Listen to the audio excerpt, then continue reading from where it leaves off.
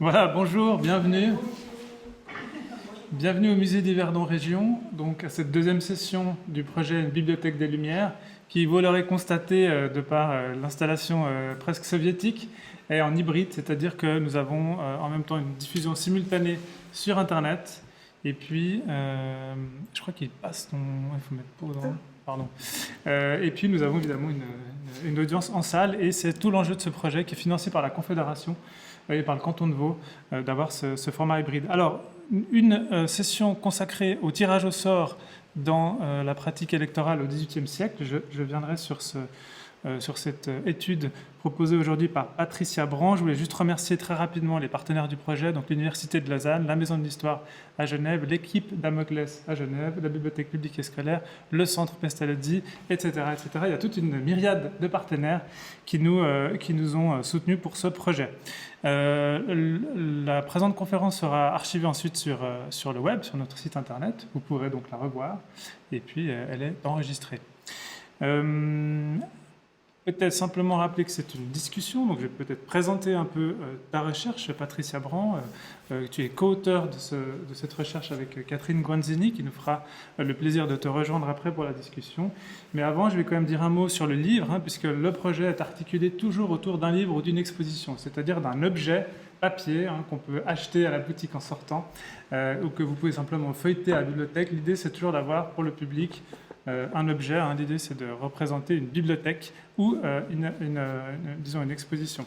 Cet objet-livre, c'est l'expérience de tirage au sort en Europe au XVIe, XIXe siècle, qui est en fait un acte de colloque.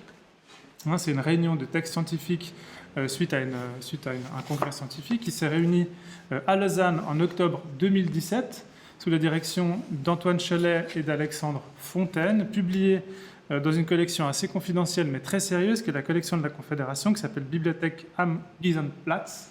C'est assez difficile à trouver comme livre, mais c'est une collection extrêmement sérieuse du point de vue scientifique, puisque ça publie notamment la recherche financée par le Fonds national de la recherche scientifique.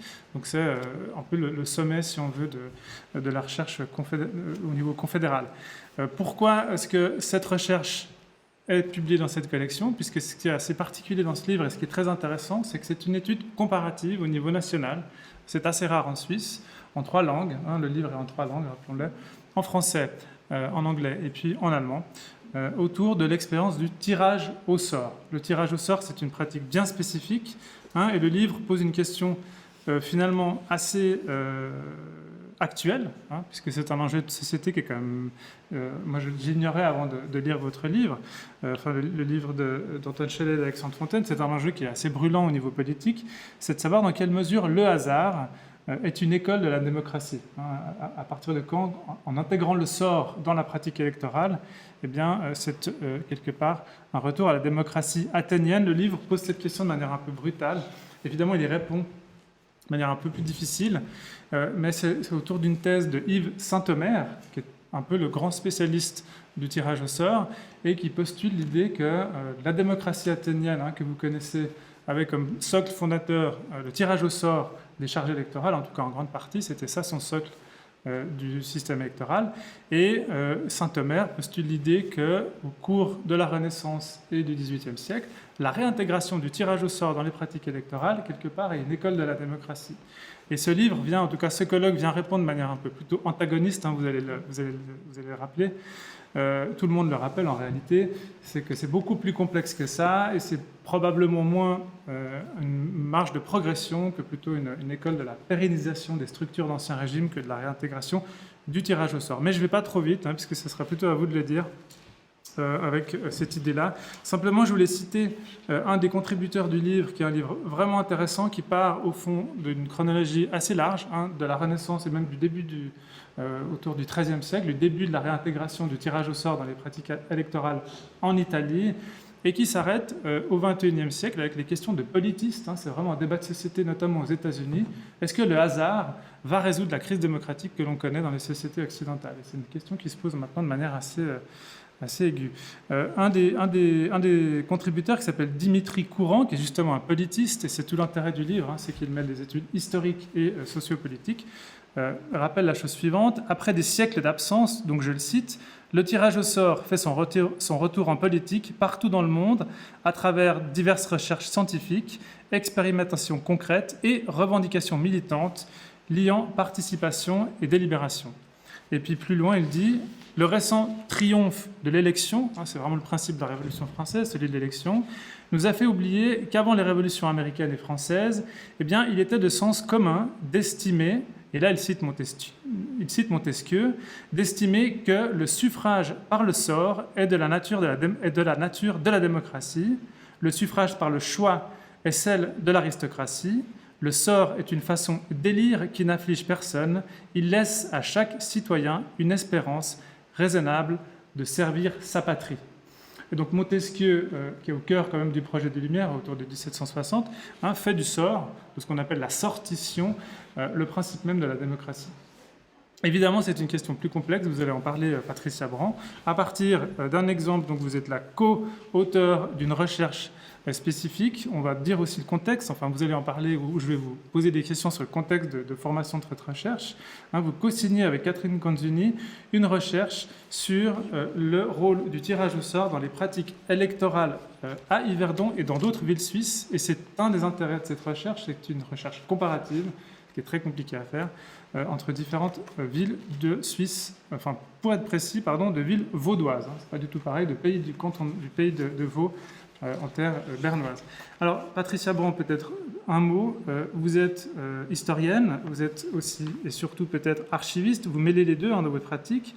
Vous êtes un peu chez vous ici, puisque vous avez été collaboratrice scientifique au Musée d'Yverdon Région de 2008 à 2016. Vous avez travaillé sur les collections historiques, vous avez inventorié une grande partie des collections, et c'est peut-être l'une des raisons pour laquelle vous travaillez, ou vous avez travaillé sur les pratiques électorales, c'est que vous avez identifié, vous avez peut-être ressorti d'un vieux tiroir des scrutins électoraux du XVIIIe siècle de Verdenois. Le musée d'Yverdon en possède deux, et peut-être en voyant ces objets, vous est-il venu l'idée de faire ce travail avec Catherine Granzini sur les pratiques électorales. Justement, je vous poserai la question tout à l'heure. Vous publiez notamment, évidemment, sur cette question dont vous allez nous parler tout de suite, mais aussi sur les sociétés yverdenoises et le mobilier des sociétés yverdenoises au XIXe siècle. Alors, je vous laisse peut-être la parole, Patricia Bran, pour présenter cette recherche et les enjeux de cette recherche avant d'ouvrir la discussion. Je vous remercie. Je remercie le musée d'Yverdon de nous permettre à Catherine Granzini et à moi de présenter ces recherches, ces résultats de recherche que nous avons menés il y a quelques années et qui sont toujours encore en travail actuellement, puisqu'on continue de se poser des questions et puis suivant les disponibilités que nous avons pour faire ces recherches, nous les poursuivons. Donc, nous avons effectivement mené des recherches sur la pratique du tirage au sort dans les élections au XVIIIe siècle, en prenant pour point de départ Yverdon et en élargissant l'étude à d'autres villes vaudoises. Et effectivement, notre point de départ, c'était deux objets dont Vincent a parlé, ces deux objets-ci, qui sont des scrutins à ballotte conservés dans les collections du musée d'Yverdon et Région, que j'ai eu en effet l'occasion de rencontrer au cours de mes travaux d'inventaire lorsque je travaillais au musée d'Yverdon, et qui m'avaient déjà à l'époque interpellée. Nous avons entamé avec Catherine Granzini des recherches dans le cadre, pas en tant qu'archiviste, mais plutôt dans le cadre d'une association qui est l'association des 18e d'Yverdon et Région, dans le but d'organiser, de mettre sur pied une reconstitution d'élections, puisque la reconstitution est un des buts de cette association. Une reconstitution d'élections parce que nous avions identifié des objets qui pourraient être intéressants à utiliser. Donc, nous avons tout d'abord fait des recherches sur ces objets, donc des recherches un peu plus poussées que celles que j'avais faites dans le cadre de l'inventaire, pour essayer de les identifier dans les sources historiques qui sont conservées notamment aux archives de la ville d'Yverdon. Et puis, le but, c'était d'avoir un maximum d'informations sur ces objets, et puis, parallèlement à cela, évidemment, de savoir comment ils étaient utilisés et de faire des recherches sur la procédure électorale au XVIIIe siècle. Donc, c'était les deux axes que nous avons pris pour ces recherches, les deux axes, les deux points de départ en fait.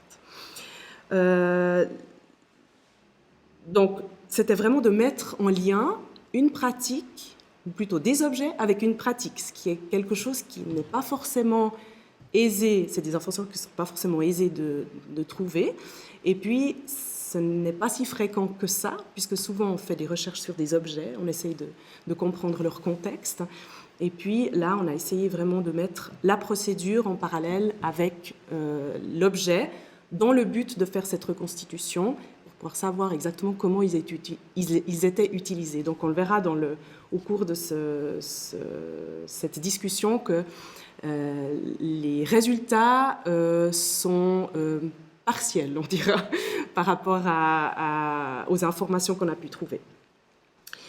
Le constat premier a été que ce sujet de la pratique électorale avait finalement été assez peu étudié. Donc, il y a eu peu d'études sur ce sujet. C'est aussi d'ailleurs ce que les chercheurs ont constaté, tous ces chercheurs qui ont participé au colloque. Deuxième constat, c'était que ces objets ont été peu mis en relation avec une procédure. Donc on a pu identifier un certain nombre d'objets similaires à ceux d'Yverdon dans d'autres collections de musées et d'autres archives, au-delà du canton de Vaud, en fait, au-delà des communes vaudoises. Donc on en a aussi repéré à Berne, à Bâle, en Valais.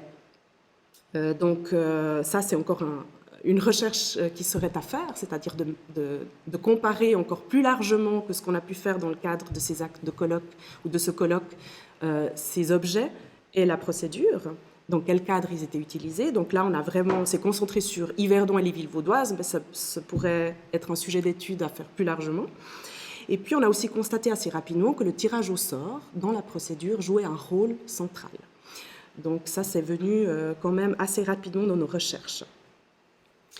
Donc pour commencer les recherches, nous nous sommes penchés sur les objets. On a essayé d'identifier des témoignages, des témoignages dans les sources écrites, pour voir si ces objets étaient mentionnés. On s'est dit que des objets aussi prestigieux, aussi finement réalisés, d'aussi belle facture, devaient forcément avoir laissé des traces dans les procès-verbaux des conseils.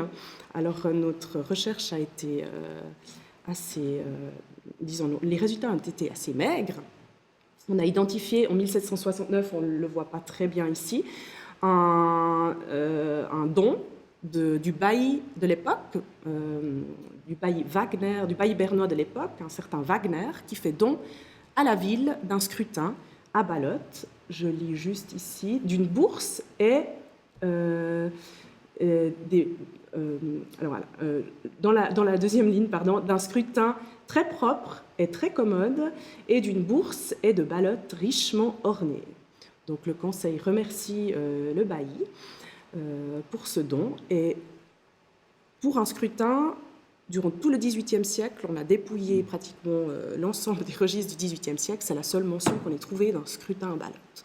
Donc il s'agit d'un don d'un bailli, et ça nous a mis sur la piste des scrutins à ballotte bernois, et on le voit sur la première page, sur la première dia, on revient en arrière.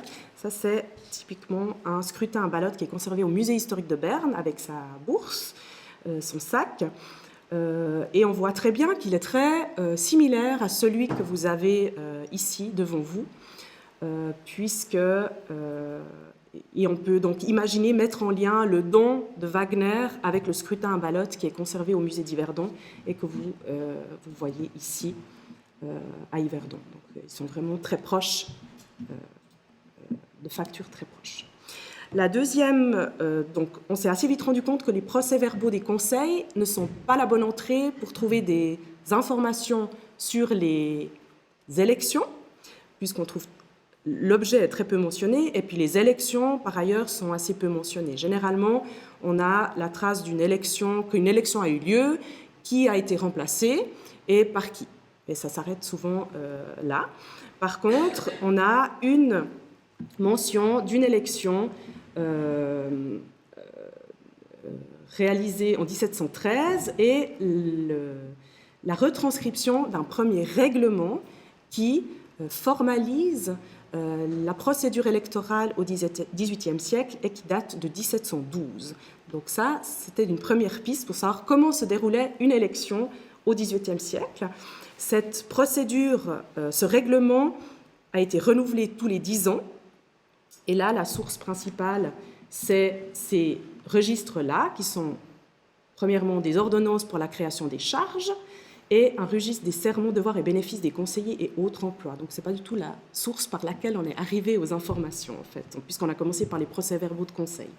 Donc, c'est là-dedans que se trouvent tous les règlements en lien avec les charges de conseillers et les autres charges aussi de la ville. Et puis, les différents règlements, comment les conseillers étaient élus. Et là, ils sont renouvelés tous les 10 ans. Et assez rapidement, on voit ici, que l'introduction du sort, je vous lis juste la dia, l'introduction du sort en 1712 pour les charges du conseil a si bien réussi jusqu'à présent qu'on a cru qu'il était du repos public d'en continuer la prolongation par ordonnance d'aujourd'hui du 12 et 24, etc. Donc, cette phrase, en fait, elle se retrouve tous les 10 ans dans le règlement. Donc, on constate que depuis 1712 jusqu'en tout cas en 1792, on utilise le sort dans les élections. On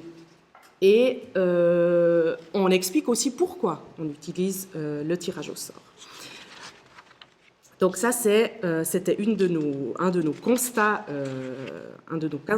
principaux, c'est qu'il y a une place concrète donnée au tirage au sort dans les procédures. Yverdon a été l'une des premières à introduire une réglementation et de facto le tirage au sort. On l'a vu ensuite en étudiant les archives dans les autres villes vaudoises. Yverdon, c'était 1712. Morges, c'était effectivement un petit peu avant, parce qu'il y avait déjà des traces de tirage au sort au XVIIe siècle. Lausanne, c'est d'abord 1718, puis 1744, un règlement renouvelé. Et puis, on a aussi Lutry en 1736, et puis Vevey en 1733, je crois. Donc, on a toute une série de villes vaudoises qui introduisent le tirage au sort et qui surtout réglementent la procédure. Donc ça, c'est un des premiers constats qu'on a pu faire à l'aune de ces règlements et de ce comparatif entre les villes vaudoises.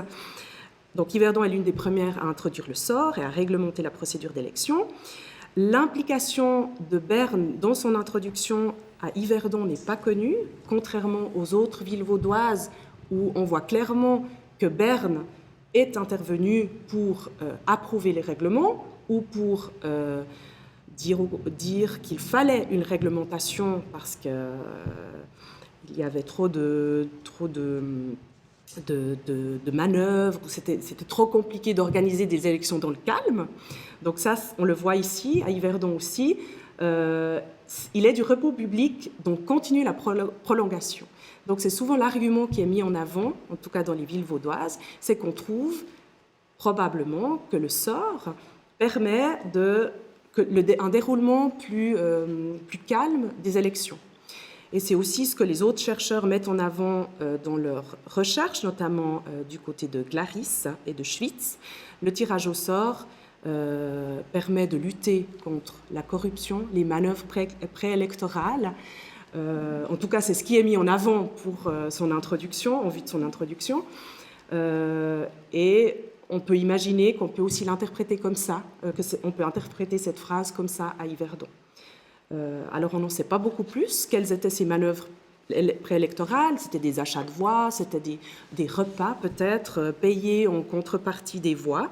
On sait que, par exemple, du côté de Lutry, on a introduit le sort en 1736, je cite, pour couper le mal à la racine et ôter tout sujet de brigue à l'égard de la charge, en l'occurrence d'hospitalier, et, je cite, pour vaquer avec plus d'ordre à l'avenir à l'établissement de la charge de conseiller et éviter les brigues.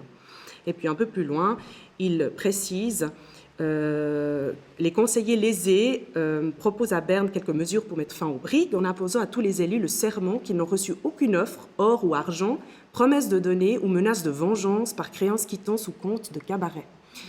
Donc ça va assez loin. Rien de tel à Yverdon, qu'on ait en tout cas identifié pour l'instant. Donc la raison de l'introduction du sort, ici, c'est de lutter contre ces manœuvres préélectorales. Donc il n'y a en tout cas pas vraiment d'argument pour mettre plus de démocratie, introduire plus de démocratie au sein des conseils de ville. Il faut savoir que les conseils de ville à Yverdon, c'est 36 personnes qui sont des gens âgés de plus de 25, des hommes âgés de plus de 25 ans, disposant d'une certaine fortune. Et puis on a il a été estimé à environ 300 le nombre de bourgeois potentiels qui étaient éligibles dans les conseils. Donc, ça, pour une ville de 2500 habitants à l'époque, plus ou moins, c'est un nombre assez réduit de personnes, effectivement. Je vais avancer juste pour vous montrer quelques objets que nous avons identifiés dans les archives et les collections de musées pour que vous vous rendiez compte de la diversité, mais aussi de la similitude des objets utilisés pour les procédures électorales. Ici, vous avez une boîte utilisée à Berne avec les ballottes, un sac aussi utilisé à Berne. Du côté de Morges, on n'a retrouvé que les ballottes. Et puis, du côté de Lutry, on utilisait ces jetons j'étais sur la fausse diapositive. Des jetons, ici, en lien avec cette urne à voter ici. Celle qui est en bas à gauche, pour moi. Donc, c'est d'ailleurs souvent... ces jetons expliquent aussi souvent, et le fait qu'on n'ait pas tellement étudié ces boîtes, explique que ces objets se retrouvent souvent dans les collections numismatiques. Par exemple, dans certains musées, on a les jetons dans la collection numismatique et la boîte dans une autre collection. Donc voilà, c'est aussi ça qui explique le lieu où sont conservés ces objets. Donc, pour revenir peut-être à ces différentes boîtes et pour vous expliquer peut-être l'enjeu et les objectifs revenir peut-être aux objectifs de notre recherche, nous avons fait réaliser un fac-similé d'une urne à voter, en l'occurrence celle de Berne que vous avez vue tout au début, et c'est l'objet que vous avez ici. Et nous avons fait ces recherches sur la procédure pour voir comment cet objet était utilisé. Et nous avons constaté au fil de nos recherches qu'il y avait dans les procédures un mélange vraiment de suffrage et de tirage au sort. Le tirage au sort se faisait pour éliminer une partie de l'électorat, ce qui rendait en fait caduques, si on veut, les manœuvres préélectorales, puisqu'il ne servait à rien d'acheter des voix si on ne savait pas si la personne pourrait voter. En fait, c'est un peu ça l'enjeu du tirage au sort. Le tirage au sort était aussi utilisé pour éliminer certains candidats, quand il s'agissait de réduire le nombre de candidats à une charge, puisqu'au final, on voulait en élire, avec une boîte comme ça, on voulait en élire qu'un seul. Donc il y avait potentiellement 6-7 candidats, et puis au fur et à mesure de la procédure d'élection, on éliminait un certain nombre de candidats. Je ne vais pas revenir sur le détail de la procédure qui est très complexe. On a remarqué qu'à Yverdon, elle pouvait se jouer en 4, 5, 6 tours, voire plus, quand il s'agissait d'élire au Conseil des 12, et puis qu'ensuite il s'agissait de remplacer la personne élue aux 12 qui provenait du Conseil des 24. Il fallait remplacer cette personne au Conseil des 24. Donc 2 élections pour 2 conseils différents pouvaient s'enchaîner dans une journée. Et puis, cette élection se faisait toujours au retour de l'ensevelissement de la personne décédée, donc du conseiller décédé qu'il s'agissait de remplacer. Et là, c'est aussi quelque chose qui est noté dans les règlements, c'est que cette élection devait toujours se faire immédiatement après l'ensevelissement. C'était aussi pour éviter qu'entre l'ensevelissement, le remplacement de la personne, on manœuvre pour acheter des voix ou autre. Donc, Donc là, on est vraiment dans on mélange vraiment le suffrage et le sort. Donc le sort permettait d'éliminer ou de réduire le nombre de candidats ou de départager quand il y avait des égalités. Donc c'est là que le tirage au sort était utilisé, mais toujours au sein du cénacle des 35 conseillers, vu qu'un était décédé, donc 35 conseillers qui votaient. Le reste de la population n'avait pas accès au vote, évidemment. Donc on reste dans le cercle des éligibles et des élus. Donc on peut se poser la question s'il y a là quelque chose de démocratique ou non. La boîte en elle-même était, elle, utilisée pour le suffrage. Donc les conseillers à tour de rôle venaient déposer une petite balle dans les différentes ouvertures qui portaient le nom des différents candidats. Et puis ensuite la procédure se poursuivait en différents tours pour chaque fois réduire le nombre de candidats. Si j'en viens maintenant un peu à la conclusion, effectivement.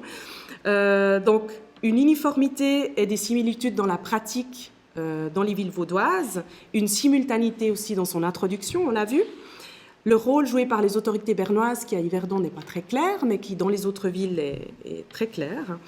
Et une variété et des similitudes dans les objets, vous le voyez ici, utilisés dans diverses villes vaudoises. Et au-delà, puisqu'on a une urne ronde ici qui vient de Neuchâtel.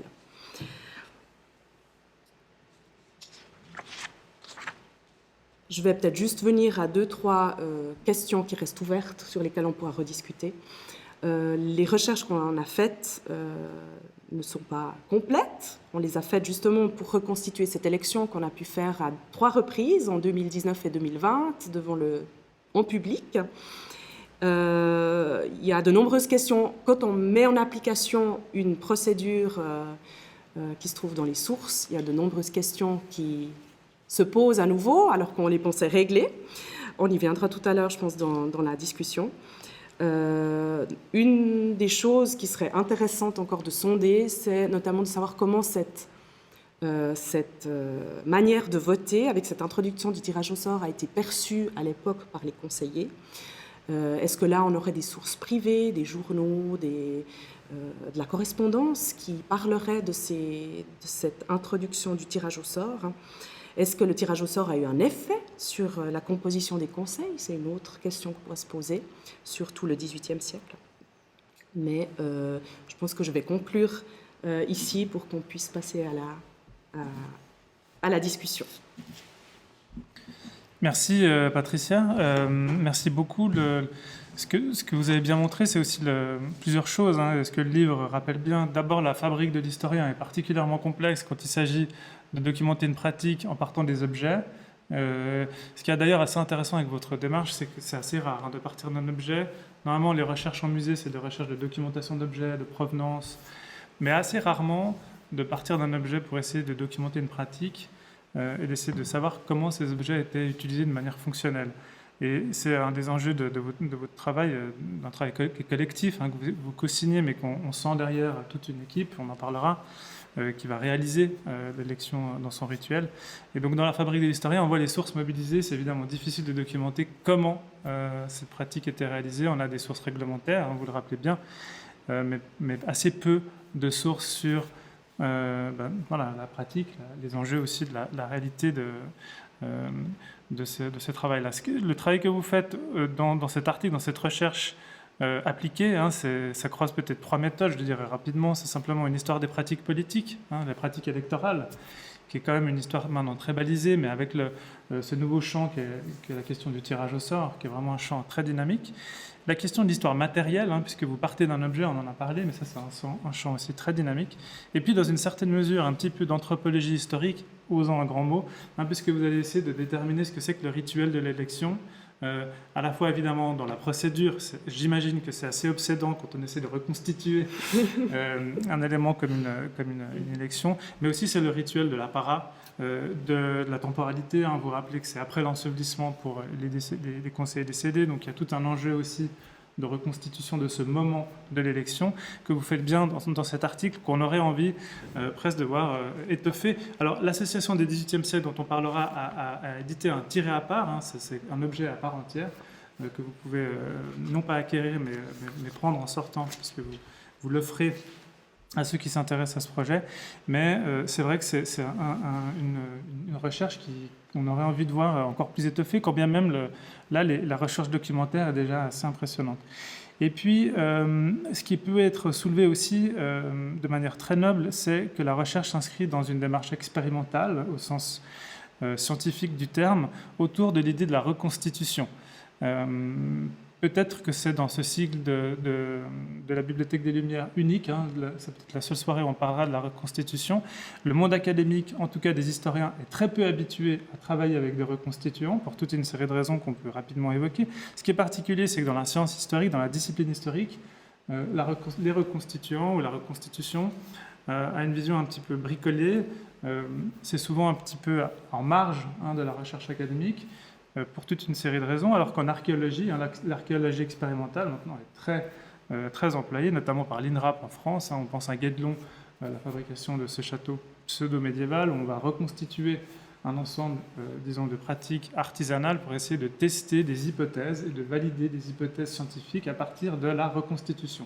En archéologie, c'est pratiqué, en histoire, assez peu, et la reconstitution est malheureusement, j'ai envie de dire, peu considérée comme une méthode de validation expérimentale ou de validation scientifique.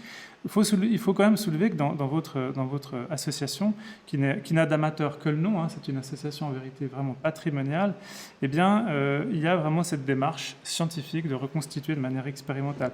Peut-être vous allez nous en parler, ce serait une des questions quand Catherine Guanzini reviendra, mais rappelons quand même que l'association des XVIIIe siècle qui a été créée en 2013 à Yverdon-les-Bains, l'association des XVIIIe d'Yverdon et Région, est une association qui regroupe en fait pratiquement l'ensemble des acteurs qui travaillent sur le patrimoine régional, à commencer par des représentants du musée d'Yverdon Région, puisque France Terrier était à l'origine de la constitution de cette association, que maintenant Corinne Sandeau, la conservatrice du musée, est membre du comité, puis qu'il y a toute une série de spécialistes, d'experts qui travaillent à la fois dans le comité et dans l'association.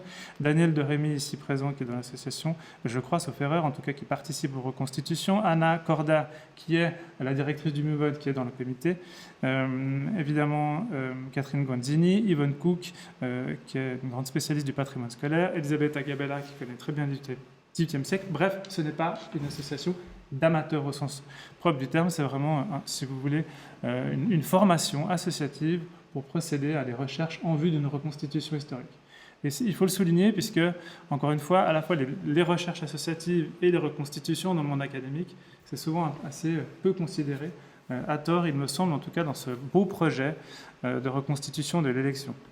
Ça, c'était simplement pour remettre l'église au milieu du village, puisque j'ai quand même un très grand respect pour la pratique du XVIIIe siècle, qui travaille beaucoup avec le musée d'Yverdon Région, rappelons-le. Et puis, pour replacer le projet de cette recherche dans le livre, alors j'imagine que, bon, il y a le colloque, il y a tout un appel à contribution, mais le livre en général, est un livre vraiment intéressant, puisque c'est, de manière comparative, une somme sur l'introduction, la réintroduction du hasard dans les pratiques électorales en Europe. Et c'est vrai que l'exemple vaudois est particulièrement bien documenté par rapport à ça, mais ce qui est intéressant, c'est de le mettre en relation avec, évidemment, l'Italie, qui est le creuset de la réintroduction du modèle antique. Une des auteurs du livre, Maude Arrivel, le montre bien, la pratique du tirage au sort électoral dans les républiques de Gênes et de Venise, c'est un des articles, qui montre bien qu'au XIIIe siècle, cette pratique, pour des raisons qu'elle essaie de documenter, refait apparition ou fait son apparition. La vraie question, c'est de savoir si c'est le modèle antique qui revient ou si c'est simplement quelque part des gens qui retrouvent un texte pour pouvoir limiter d'une manière ou d'une autre la corruption du système oligarchique de ces villes. Ça, c'est une question qui est posée dans le livre. Et puis, à partir de là, le modèle italien de la réintroduction du tirage au sort essaime partout en Europe. Et c'est une des questions que pose votre article, votre recherche, c'est celle de la chronologie. C'est peut-être une des premières questions que j'ai envie de vous poser. C'est, au fond, Yverdon, vous avez dit que c'était tôt dans le pays de Vaud, mais c'est assez tard au niveau européen, puisqu'en tout cas en Suisse, le livre le montre bien. Antoine Cholet le rappelle bien dans l'introduction. En Suisse, la première mention de l'élection du tirage au sort par élection, de l'élection par tirage au sort sous l'Ancien Régime, c'est 1625, donc presque un siècle avant l'exemple du Pays de Vaud. Et puis ensuite, ça se diffuse. Et ensuite, ça arrive d'abord à Berne. Et c'est peut-être la deuxième question que j'ai envie de vous poser. Pourquoi c'est si tard dans le canton de Vaud? Peut-être que vous n'avez pas la réponse, mais c'est pas grave, au moins on discute. Et puis la deuxième question, c'est le rôle de Berne. Évidemment, on a toujours envie de se poser cette question quand on travaille sur le Pays de Vaud sous l'Ancien Régime. Pour ceux qui ne sont pas vaudois, le Pays de Vaud est envahi par la République de Berne, et disons, qui met la main sur le Pays de Vaud en 1536 de manière, disons, un peu synthétique. Et à partir de ce moment-là, eh bien, c'est régi en très grande partie par les autorités bernoises. Évidemment, on se demande si c'est Berne qui impose l'élection, un Berne qui, à partir de 1710, réintroduit ou introduit le tirage au sort dans ses pratiques électorales, ou si, quelque part, les villes, les autorités municipales locales s'inspirent. Enfin, la question, c'est vraiment, est-ce qu'il y a un échange, est-ce qu'il y a une imposition, quel est le rapport entre centre et périphérie? Donc voilà, moi, c'est un peu mes deux premières questions. Pendant que vous réfléchissez, peut-être, Catherine, je t'inviterai à venir avec nous à table. Catherine Gandini, qui est donc la co-auteure de cet article, de cette recherche, et qui est aussi archiviste et historienne à la ville de Verdun. Et peut-être que Joanie active aussi son micro. Impec. Alors voilà, la question de la chronologie, pourquoi le Pays de Vaud c'est si tard? Est-ce que vous avez pu documenter ça? Et puis Berne là-dedans. Vous l'avez dit à la fin, c'est la question que vous posez dans votre conclusion. Donc, moi j'ai envie d'enfoncer la porte tout de suite, de manière un peu ouverte. Je pense qu'il y a quelque chose qui se joue à Berne, et puis comment c'est transmis à Yverdon, c'est la vraie question. Oui, effectivement, ça c'est une réponse qu'on n'a pas encore et puis qui nous tarde de sonder, en tout cas de voir s'il y a un transfert du modèle de Berne vers Yverdon. Alors, comme je l'ai dit tout à l'heure, il y a quand même des contacts assez serrés entre Berne et d'autres villes vaudoises. Morges, c'est déjà au XVIIe siècle. Berne remet Morges à l'ordre parce qu'il y a du grabuge toujours avant les élections, parce que certains bourgeois se plaignent que les charges de conseillers décédés ne sont pas remplacées. Donc là, Berne intervient. Et puis, il y a déjà du tirage au sort en 1702, voire avant, fin du XVIIe siècle. Du côté de Vevey, Berne intervient aussi et du côté de Lausanne pour approuver les règlements qui lui sont soumis, les règlements qui comprennent du tirage au sort. À Yverdon, rien de tout cela. Donc, sachant que c'est après Morges la deuxième ville qui réglemente en tout cas la procédure, il doit y avoir eu disons un lien avec Berne, des échanges avec Berne au sujet de cette réglementation. Pour l'instant, on n'a pas pu mettre la main dessus. On va poursuivre les recherches dans ce sens. Ce qu'il faut peut-être aussi dire, c'est qu'on a sondé, on est allé en allant en arrière, chronologiquement en arrière, jusqu'à la fin du XVIIe siècle, mais on n'a pas sondé plus en arrière. Ça, c'est des recherches qui restent encore à faire. On sait qu'à la fin du XVIIe siècle, à Yverdon, on utilise déjà des boîtes. Mais alors, quel type de boîte, c'est jamais expliqué. C'est une boîte ou des layettes dans lesquelles on met des billets ou des balles, etc. Mais là, les recherches sont encore à faire pour Yverdon. Donc, on a quand même des indices pour les autres villes qu'il y a eu un transfert, en tout cas un contrôle de Berne sur ses procédures électorales au XVIIIe siècle, voire avant. Donc maintenant, il faut qu'on cherche pour Yverdon parce que ça nous titille quand même. Et puis l'autre chose qu'on peut évoquer, c'est qu'à un moment donné, lorsque Vevey veut revoir sa procédure d'élection, Vevey contacte Yverdon pour savoir comment ils font. Donc là, on a des traces de cet échange entre Vevey et Yverdon qui pourrait laisser à penser que les autres villes vaudoises se sont inspirées d'Yverdon, par contre. Donc là, voilà, c'est des aspects qu'on doit encore rechercher pour être un peu plus au clair comment s'est fait ce potentiel transfert de procédure, en tout cas pour le tirage au sort. Moi, je pense qu'on peut émettre l'hypothèse que le sort, l'élection dans laquelle il y avait du sort, existait depuis longtemps et qu'au XVIIIe siècle, en commençant par Berne et puis après Yverdon et d'autres villes vaudoises, on a voulu formaliser ça. Et c'est peut-être ces règlements qu'on a qui prennent plusieurs pages où ils décrivent toutes les étapes. Ils essayent de de prévoir toutes les situations qui pourraient se présenter et de dire comment on fait lorsqu'elles se présentent. C'est peut-être ça qui est nouveau au XVIIIe siècle, puis pas tellement le sort. Parce que si le sort était nouveau, je pense que quelque part ils expliqueraient le concept, de quoi il s'agit, alors que on a l'impression que c'est clair pour eux. C'est pas là-dessus qu'ils parlent, mais sur le comment on fait pour cette élection. Donc, je pense qu'il faudrait creuser aussi dans cette direction-là, où on formalise plus la manière de faire, qui était peut-être transmise très oralement, et puis peut-être un peu improvisée, suivant les circonstances. On peut imaginer tout. Donc, je crois que c'est aussi dans cette direction-là que ça mériterait d'être creusé. C'est ce qu'on remarque aussi quand on essaye de faire une reconstitution, c'est que toutes ces questions un peu de détails qu'on se pose finalement, c'est sans doute parce que ce n'était pas verbalisé, que ça se passait de génération de conseillers à génération de conseillers, ça se savait. Donc toutes ces choses, ces détails dont on n'a pas la trace, c'est que sans doute ça se transmettait de cette manière-là. Donc c'est toute la difficulté de la reconstitution. En tout cas, ça s'inscrit bien dans les recherches maintenant sur les rituels, disons, des autorités, des gouvernements d'Ancien Régime, que ce soit en Italie ou en Suisse romande ou Suisse allemande. C'est que au XVIIIe, le souci de rendre transparent en fait, les bonnes pratiques, la formalisation et la réglementation, ça fixe des pratiques qui sont anciennes et qui sont secrètes. Et c'est une des questions que je voulais vous poser sur ce rituel de l'élection, justement. On a très peu de documents, vous l'avez dit. En plus, je crois que vous le dites bien dans le texte, c'est un rituel complètement secret. En tout cas, la pratique au moment du tirage au sort, c'est secret.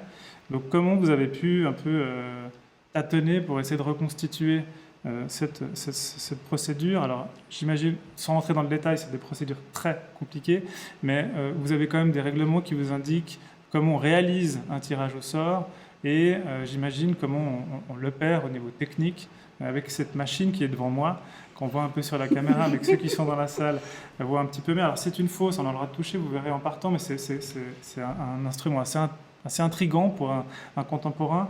Dans nos bulletins, dans nos locales de vote, actuellement, c'est quand même beaucoup plus simple. Voilà, est-ce que vous avez... comment vous avez travaillé sur le rituel, justement, du tirage au sort? Il y a quand même des informations dans la description de la procédure. On parle des balles, des bonnes balles et des mauvaises balles, donc qui sont blanches ou dorées. Et c'est là que le tirage au sort, que le sort intervient en premier dans l'élection. C'est pas l'élu qui est tiré au sort, c'est le fait que la voix de l'électeur sera valable, sera comptée ou pas. Ce qui est quand même autre chose que quand on dit on tire les conseillers au sort. Donc ça, c'était la première chose.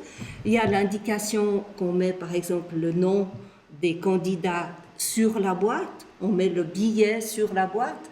Et puis ailleurs, on a l'indication des pinces très pratiques dans ce que Patricia vous a montré. Donc on pense que le très pratique, ça veut dire la pince, on peut glisser dessous le billet et il tient. Tandis que si on le pose juste dessus, le moindre courant d'air, le conseiller qui passe, le billet peut s'envoler. On a l'indication qu'il faut tirer, que chaque conseiller doit tirer sa balle dans le sac avec une main gantée. À Lausanne, c'est l'indication que le gros sautier distribue les balles. Il doit aussi avoir la main gantée, mais c'est lui qui distribue la balle à chaque conseiller.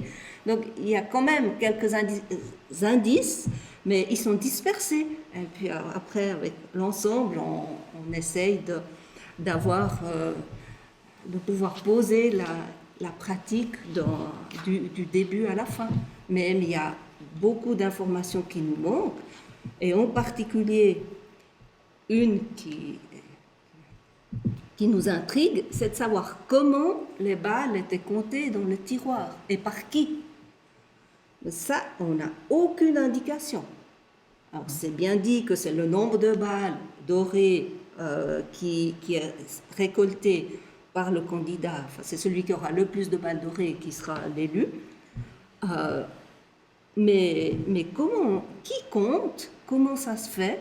Et alors, quand on a fait la reconstitution, on s'est rendu compte, là, on a choisi une manière de faire devant le public pour que ce soit intéressant pour eux. Et quand on l'a fait à l'hôtel de ville, donc, qui est dans la salle où les élections avaient lieu à partir de 1773, la personne qui était chargée de faire le compte, on lui avait dit de les laisser dans le tiroir. Mais la différence entre doré et argenté, avec la lumière pas très bonne dans la salle, il n'y arrivait pas. Donc si on imagine un éclairage du XVIIIe siècle, si les balles elles restaient au fond du tiroir, ça ne devait pas être très facile à distinguer. Après, il faisait le contrôle, il savait combien de balles étaient entrées dans le sac, et puis on voit bien qu'il vérifiait qu'il fallait le même nombre dans leurs résultats. Mais là, c'est quelque chose qui n'est pas clair. Et je pense qu'on trouverait la réponse dans des correspondances, dans des échanges privés, où un conseiller ou quelqu'un se plaint que ça s'est passé de telle manière, ou bien se réjouit de la façon dont ça s'est passé, puis explique l'expérience qu'il a vécue. Mais dans les règlements, je ne pense pas qu'on trouvera ça. Alors avant de passer la parole peut-être à la salle qui aurait des questions, la salle virtuelle peut-être, j'ai encore peut-être 2 questions très rapidement, plus abstraites ou peut-être plus globales. Vous avez évoqué la question de la motivation, de l'introduction ou peut-être de la formalisation. Mais qui dit formalisation dit probablement une pratique plus affirmée ou plus régulière du tirage au sort. En tout cas, peut-être ça généralise. Donc à partir de 1712, puis ensuite surtout en 13, 14, 15, etc., il y a un règlement qui est motivé, vous l'avez dit, par la question du repos public, du calme des élections, du fait effectivement que ça peut générer ces élections à Yverdon des dissensions, ou voire même des rixes. Mais il y a aussi dans votre texte un passage sur la question de ce qu'on appelle les brigues, les clans, les espèces de formations oligarchiques qui commencent à se cristalliser. Et le texte, encore une fois, de Maud Arrivel le montre bien pour l'Italie. Une des raisons de l'introduction à Venise et à Gênes du sort, du hasard, c'est pour éviter que ces vieilles républiques, que ces républiques qui se réclament quelque part presque de l'Antiquité, avec un système qui n'est évidemment pas celui d'Athènes, toujours est-il que ces vieilles républiques, quand elles instaurent le hasard, c'est pour pérenniser le système oligarchique sans avoir une famille qui prend la main avec des manœuvres électorales sur l'ensemble, avec un système dynastique et qui se transforme en tyrannie.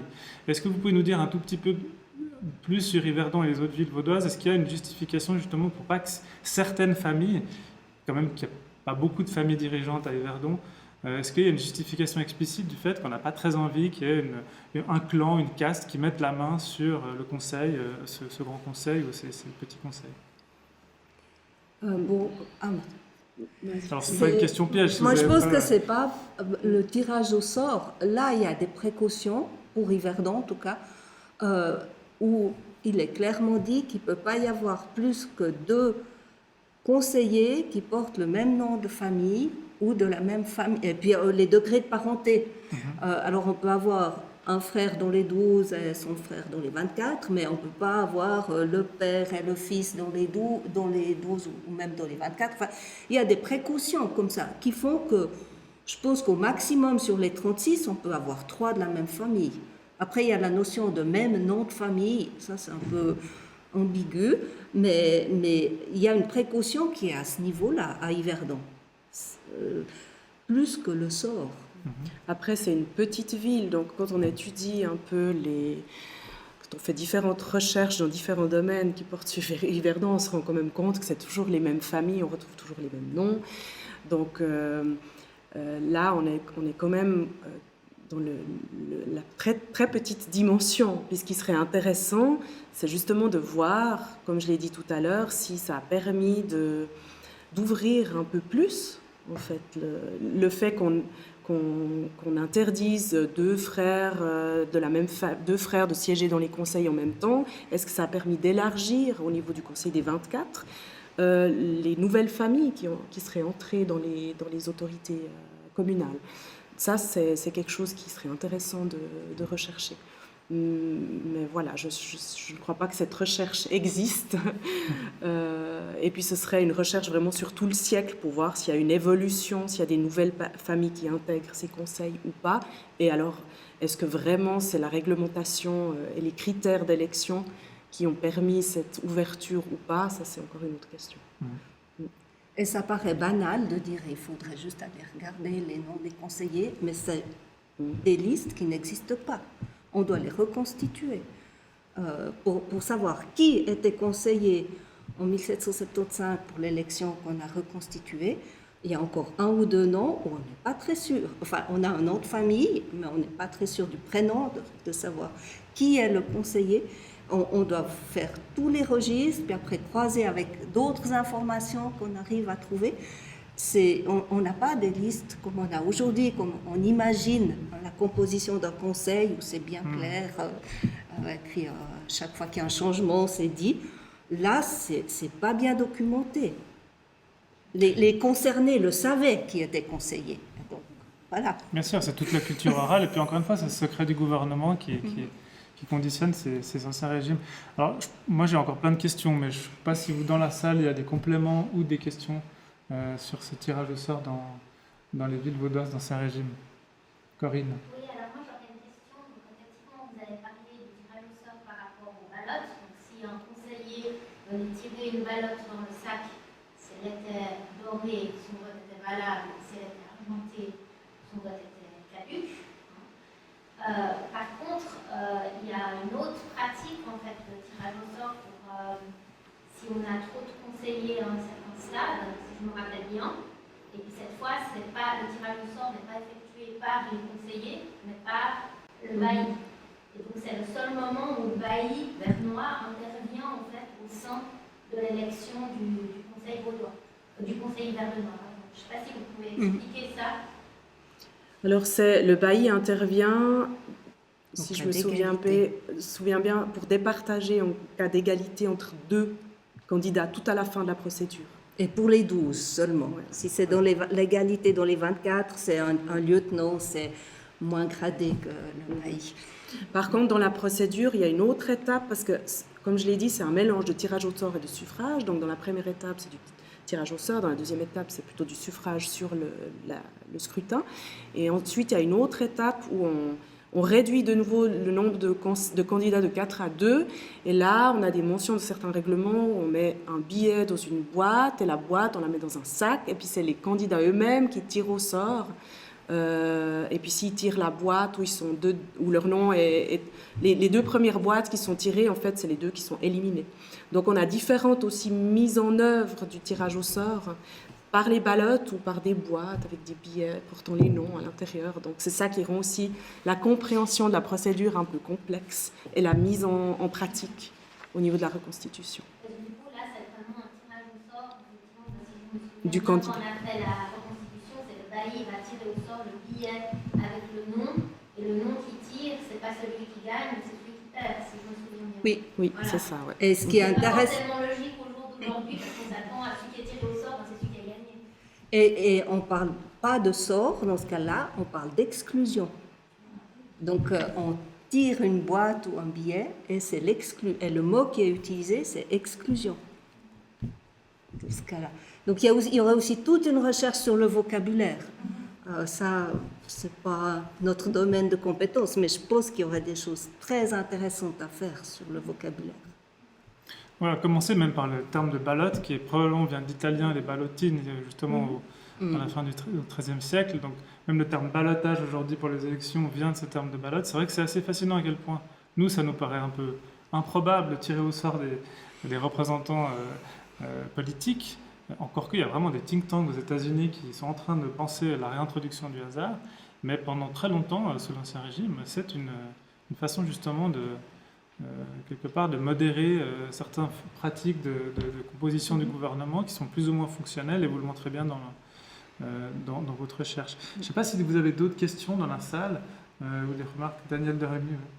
Oui, au sujet de la position bernoise, leur souci à Berne, c'est la tranquillité publique. En fait. Je crois que pour le reste, ils ne doivent pas s'ingérer sur les affaires communales. Mais là, justement, est-ce qu'on a des... Il n'y a pas d'ordonnance qui a été émise, enfin, dans ces époques de 1712, vous n'avez rien trouvé. Par rapport au... Alors ça, c'est la documentation centrale bernoise, ils ont des archives de Berne. On n'est pas allé jusque-là. Ça, c'est justement quelque chose qui serait à sonder. Ils n'avaient pas à le faire. Parce que pour eux, leur souci, c'est la tranquillité publique. Effectivement, ils prennent position quand ils sentent que la situation est tendue entre deux ou trois factions à l'intérieur de la ville. Et puis alors autrement, ouais, aussi le choix des candidats ou les relations familiales.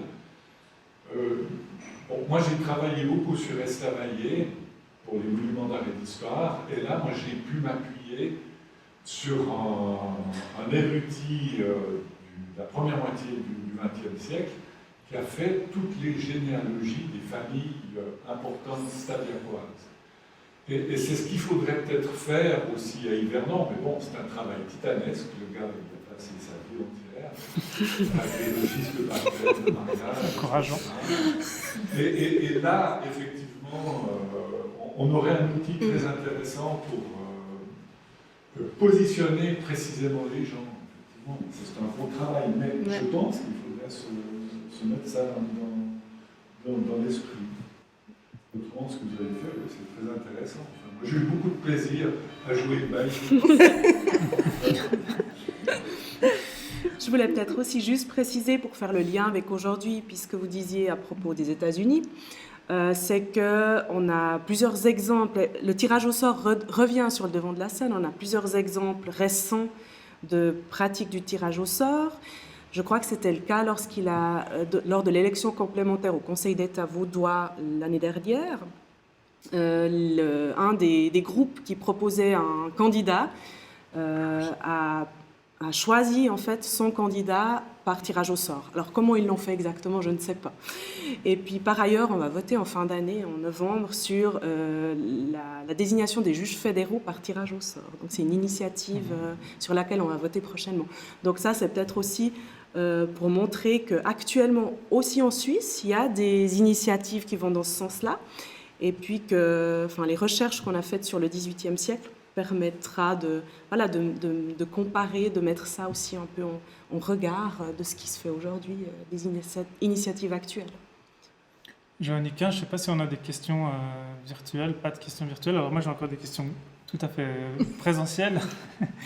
Non, la question que vous posez par rapport à cette actualité du tirage au sort, qui est au fond un peu au cœur du travail de ce livre, c'est aussi la question des compétences, vraiment la question de l'expertise et des compétences, parce que le principe du tirage au sort, c'est la radicalité de l'égalité, ou en tout cas de la démocratie. Enfin, le tirage au sort, c'est le sort qui décide qui va obtenir la charge.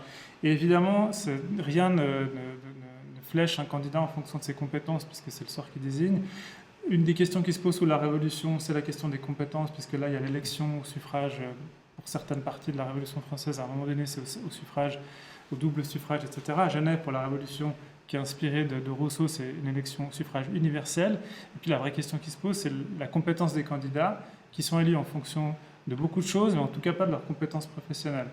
Et c'est vrai qu'ici, on se pose la question pour la partie d'Ancien Régime. Est-ce qu'il y a cette question de compétence qui revient? Alors, vous l'avez bien dit dans la procédure, le tirage au sort est surtout utilisé pour, au fond, écrémer le corps électoral ou une partie des candidats au poste. Mais il me semble avoir vu qu'il y a aussi, à un moment donné, quand il y a un ballotage, eh bien, on tire au sort l'un des deux. Est-ce qu'il n'y a jamais quelqu'un qui se plaint du fait qu'on écarte totalement la question des compétences, de l'expertise, de l'expérience, enfin, des qualifications, enfin, tout ce qui fait, au fond, aussi ce système d'Ancien Régime qui est basé sur beaucoup de savoir et de pratiques savantes?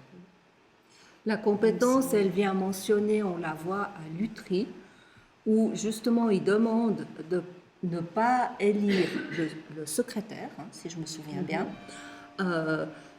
par le sort, parce qu'il faut que ce soit le plus compétent des candidats qui soit choisi. Donc là, il y a une demande, sauf erreur, pour que ce soit une autre manière de procéder à l'élection de cette charge que pour les autres charges. C'est une fois où on voit cette mention, ici à Yverdon, on voit que le secrétaire, c'est pas obligatoirement un conseiller, ça peut être un notaire, donc c'est quelqu'un qui a des compétences. Donc s'il n'y a pas de conseiller compétent, on pourrait faire appel à quelqu'un d'autre.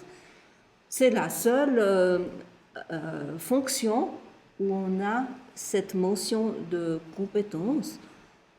Après, pour les autres fonctions, je pense qu'on considère que ce qu'on a appris par ses parents et en vivant dans la communauté est suffisant.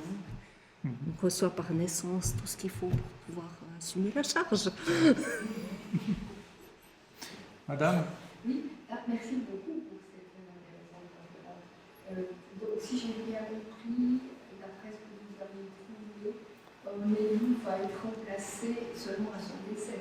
On sait qu'au XVIIIe siècle, l'espérance de vie était moins grande qu'actuellement, mais ça veut dire qu'on pouvait siéger Très longtemps. On a des exemples de personnes qui ont siégé plus de 40 ans. Ceci dit, ça existe aussi aujourd'hui. Mais... Rappelons que dans le droit cantonal et municipal, il n'y a pas de limitation des mandatures non plus. Donc, en effet, c'est curieux, parce que dans d'autres cantons, c'est clairement limité. Non, là, alors, dans l'élection qu'on reconstitue, qui date de septembre 1775, on remplace un conseiller qui était là depuis plus de 40 ans. Entre les deux conseils, il avait fait plus de 40 ans, il était devenu très âgé. Et on a aussi d'autres cas de conseillers qui sont malades, mais ils sont toujours conseillers. Ils pourraient demander leur départ, donc de quitter la charge, mais ça, on ne l'a jamais vu pour le moment. Donc c'est vraiment à la mort qu'ils sont remplacés.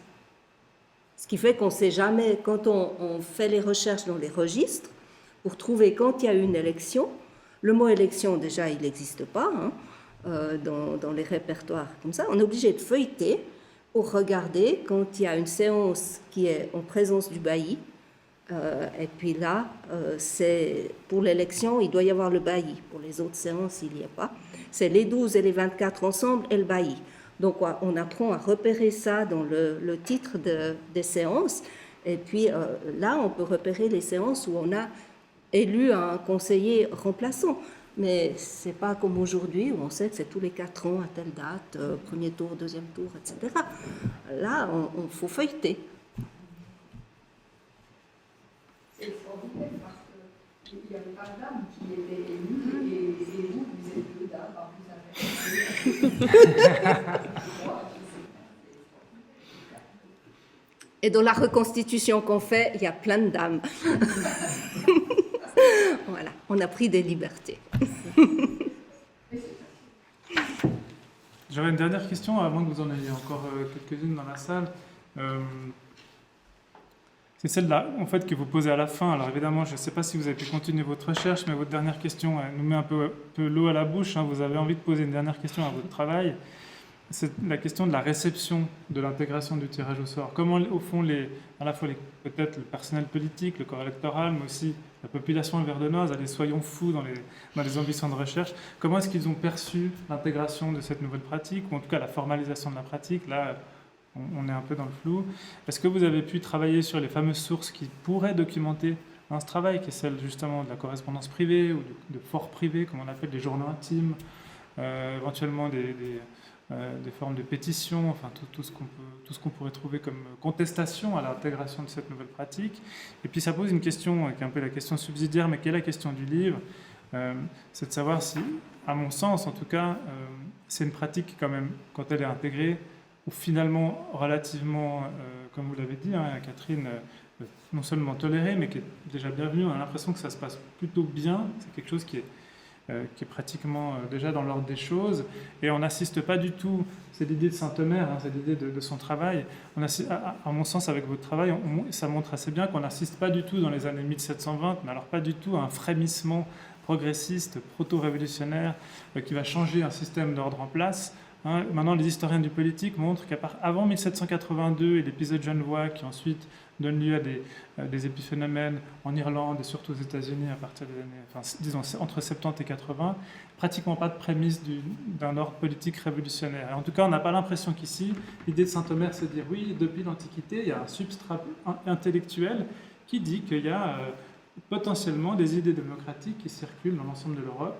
Et il le montre avec un texte assez étrange dans le livre, quand même, autour d'un concept anthropologique. Je ne rentre pas dans le détail, mais qu'en gros, il y a un flottement en Europe autour de cette idée de la démocratie. Et je pense que ce que vous montrez assez bien, c'est que oui, c'est bien reçu, parce qu'au fond, ça ne remet pas du tout en cause le système établi d'ancien régime oligarchique avec des familles, et puis surtout pas du tout en cause ni le régime bernois, ni les privilèges des conseillers des familles en place.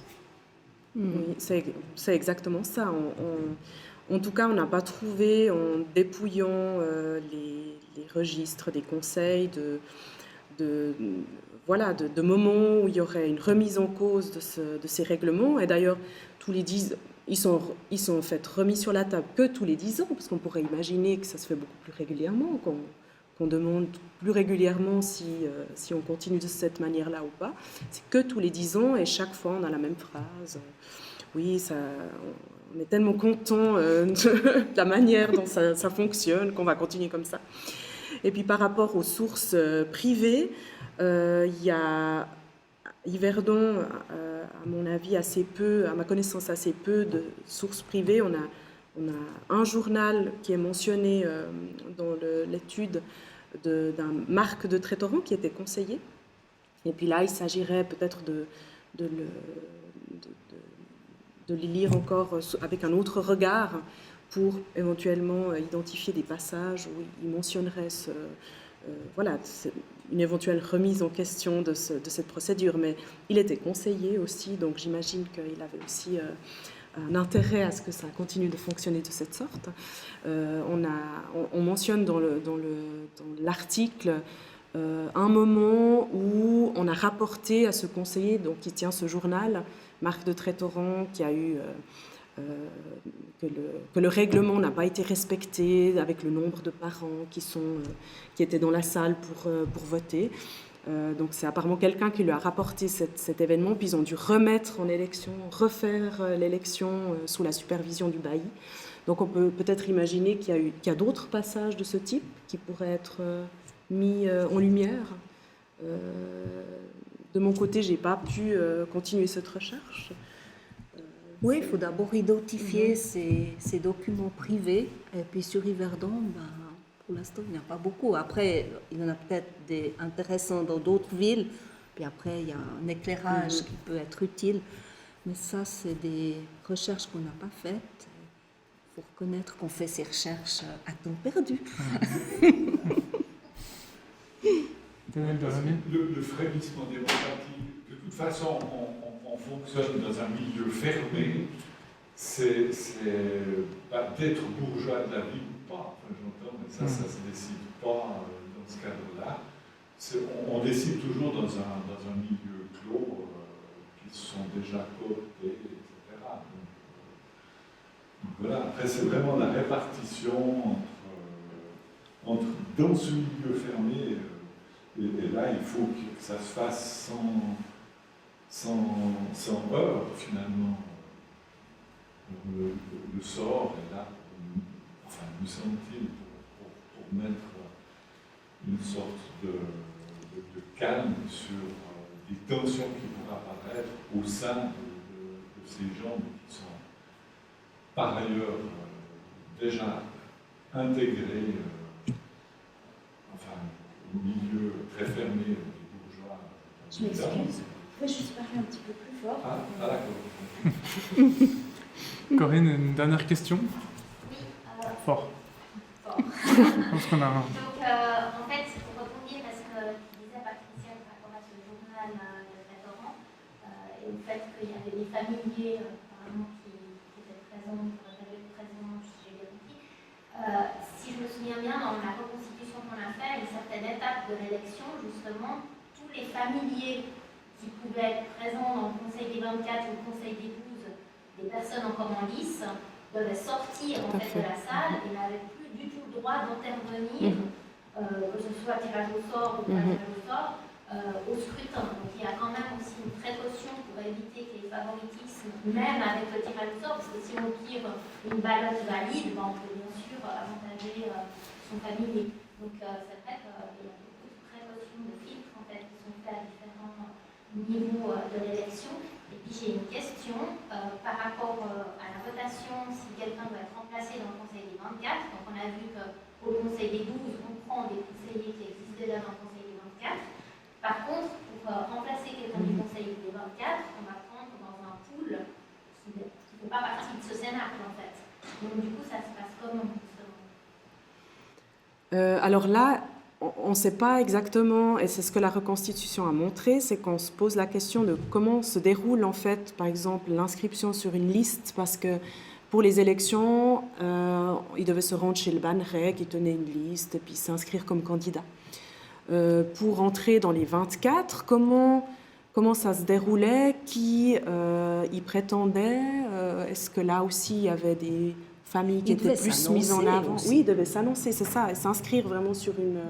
Puis il fallait quand même répondre, il fallait être un homme, avoir plus que 25 ans, et de fortune, il y avait des critères de fortune. Donc après, il s'annonçait vers le Banneret ou un conseiller neutre, ça on ne sait pas ce que c'est. Et puis ensuite, la première étape de l'élection, c'est justement le Banneret qui annonce qui sont, ils appellent les prétendants à ce moment-là. Et puis après, il faut réduire ces prétendants. Mais on a quand même l'impression qu'il ne devait pas y avoir beaucoup plus de 2, voire 3 prétendants.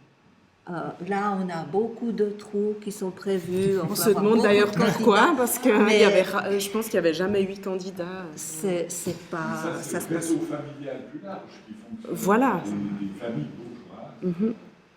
Et là, ça doit déjà grenouiller un peu à ce moment-là pour présenter les candidats.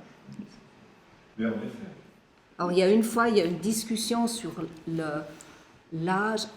C'était pour l'entrée au 12. Donc, pour entrer au 12, il fallait être, je crois, 4 ans au 24. Et puis, et avoir 25 ans. Alors, la discussion, c'était sur les 25 ans, entre la date de naissance et la date de baptême, parce qu'on était juste entre les deux. Donc, ils ont refusé que la personne soit candidate parce que, apparemment, ils ont estimé que c'était la date de baptême qui aurait dû être prise en considération.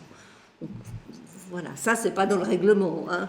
Dernière question, Corinne. Après, on va aller boire tous ensemble un verre et vous pourrez aller, enfin ceux qui sont avec nous présents, poser des questions aux auteurs. Juste une précision par rapport justement à ces noms, bailli, Banneret, conseiller neutre. Donc en fait, le bailli, c'est Berne, et le Banneret, le conseiller neutre, c'est aussi Berne en fait. Non, c'est des conseillers de ville. C'est des bourgeois d'Yverdon. Ouais. Mais est-ce qu'il y a d'autres personnels bernois en fait qui peuvent intervenir dans ces points qui sont présents? Je me rappelle qu'il y avait quelqu'un d'autre. Il y a le lieutenant Baillival, mais c'est un bourgeois. Voilà, Et puis il y a le châtelain aussi. Non, il vote pas. Le châtelain est le représentant de Berne aussi. Ouais. Mais ce sont des Yverdonois. Le seul bernois, c'est le bailli. D'accord. Mais il n'avait pas le droit de vote.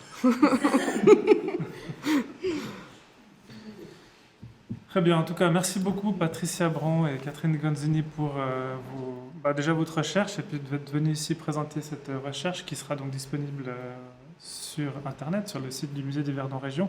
Je vous invite dès aujourd'hui à la prochaine session qui est le 4 novembre autour de Frankenstein, le personnage du film d'horreur, parce qu'on va projeter avec La Maison d'Ailleurs un des nombreux films des années 50, mais aussi le personnage de fiction, qui est un personnage des Lumières, de Mary Shelley, autour du roman de Frankenstein et de tout ce que ça pose en termes de philosophie des Lumières. Donc le 4 novembre prochain. Puis je vous remercie encore d'être venu et merci à vous. Merci. Merci.